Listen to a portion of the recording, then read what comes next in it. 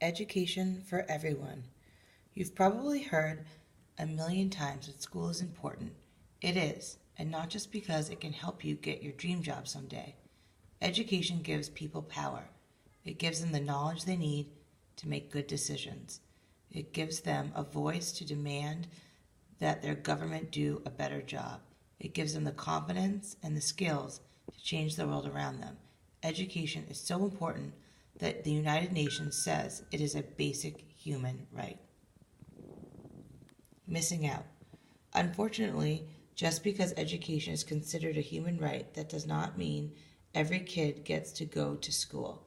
According to UNICEF, there are more than 100 million children around the world who have never been to school. Most of these kids live in developing countries where there isn't always enough money and resources to build schools. Even when there are schools, millions of kids still get left out. In some cases, it's because their families live too far away from the school or because they can't afford to send their children to class instead of work.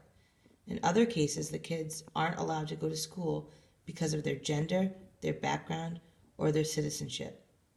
And it's not just kids in developing countries who get left behind. Kids in developed countries live in all kinds of circumstances that can make it tough to go to school in traditional ways. Some kids live in remote areas or in areas hit by natural disasters. Some have special physical needs. Others find it hard to learn in traditional classrooms following traditional lessons. Finding the answers. The good news is that many amazing people around the world aren't willing to sit back and let kids miss out on education. These people are asking, what do we need to do to create so these kids living here in these conditions can learn?